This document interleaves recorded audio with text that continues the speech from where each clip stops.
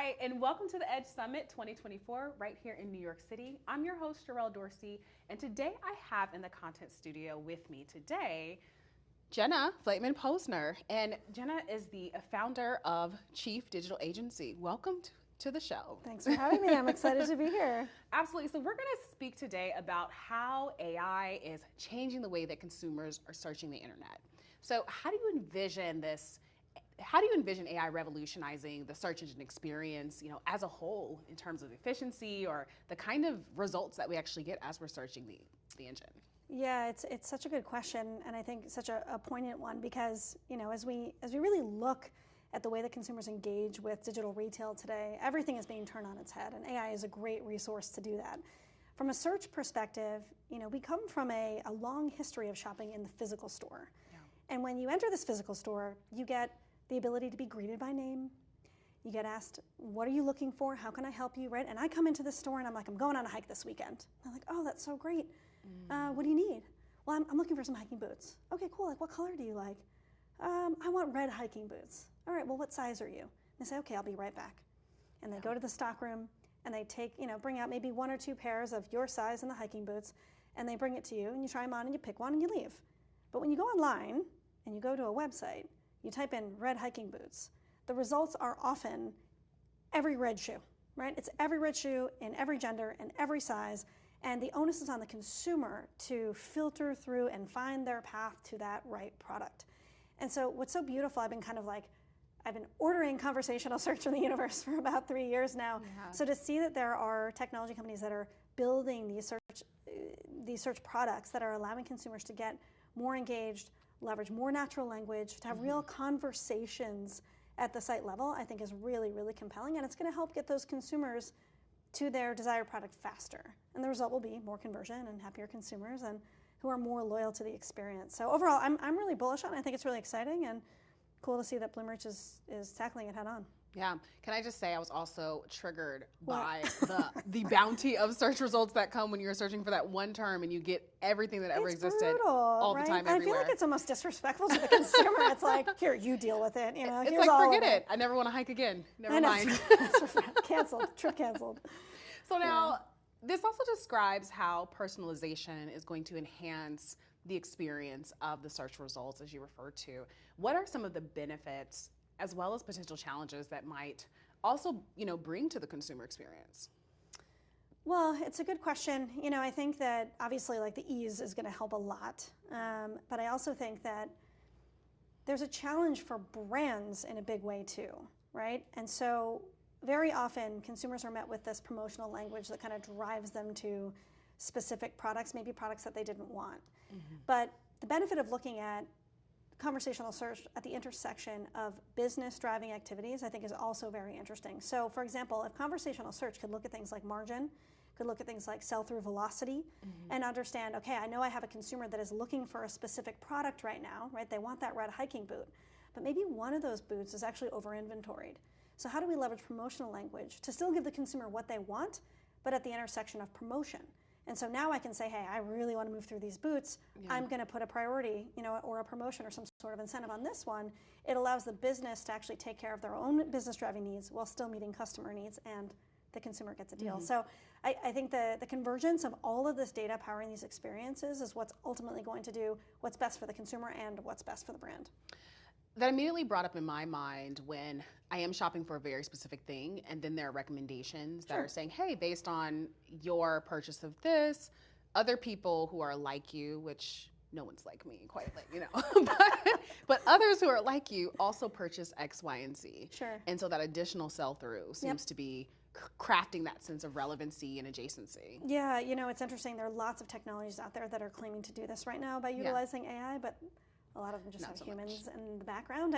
I do think that leveraging historic purchase patterns and behavior to understand, okay, what items are typically more correlated with others, what are consumers buying that are also buying this, and how does that foray into a more holistic shopping experience, like a shop the look experience? I mean, I beg for this. I have such a hard time putting fits together.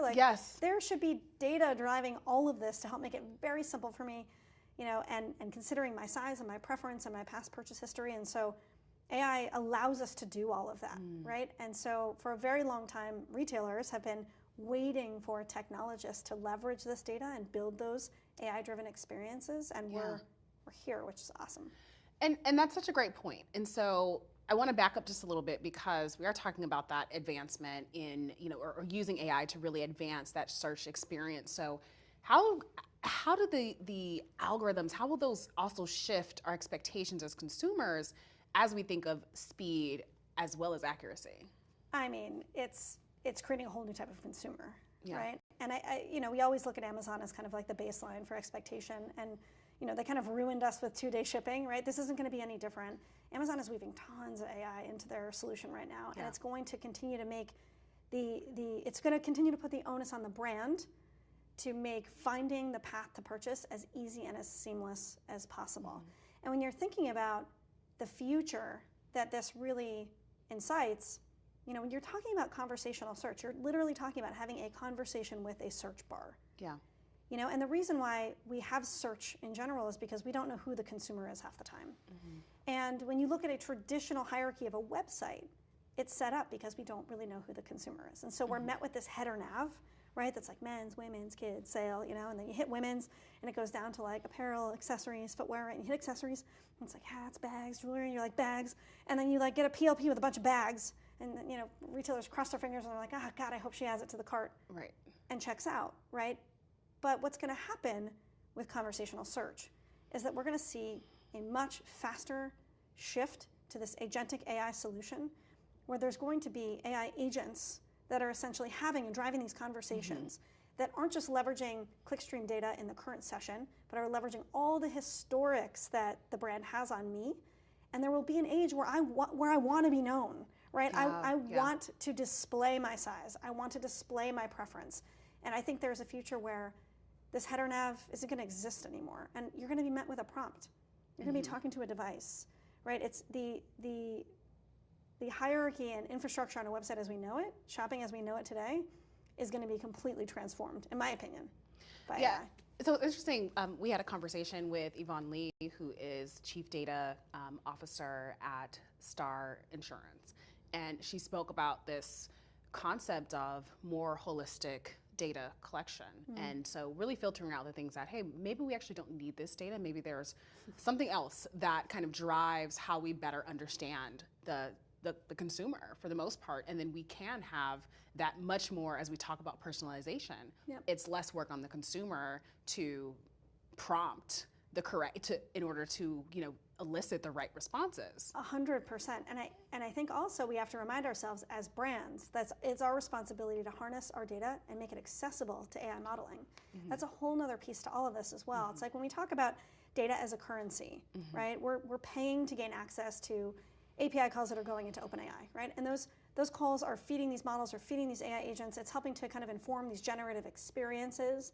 But what's going to happen in the not too distant future is that brands are going to have to build their own LLMs, their own AI databases, so that as these AI solutions get put to market, that they can actually reflect the brand. So imagine a scenario where you're creating kind of this AI brain, this database, where you're consuming all of your content, all of your images, all of your copy, all of your customer service transcripts, all of your product reviews, all of your historic transactions, all your data, right, into one place, and converting that into a queryable database where AI can learn to speak as the brand, right, to actually hone in and leverage the brand ethos so that it can drive loyalty with the consumer. It can create a connection and help instill a relationship between the brand and the consumer. Because what you don't want is these agentic experiences just getting too wide and numb and not distinctive.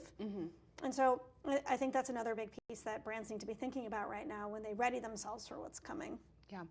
One of the things that you mentioned that really, I think, sparked for me this idea of accessibility. And we don't know who the consumer is until they start to input their information. We start to collect that data. And some of the things that really jump out for me is that not everyone is the same as they're searching. Not everyone uses search in the exact same way. And I also think about those who may be of an older generation who aren't as tech savvy. I think about those who may not have the ability to use their fingers even to type into the search bar. So the idea of being able to speak to the search engine it presents this wide open range of knowing what your consumers' abilities are based on how they're searching, but also some of the maybe either physical limitations, maybe some of the mental limitations, and how they're sort of in ease as the algorithm learns, what the capabilities are of the actual consumer.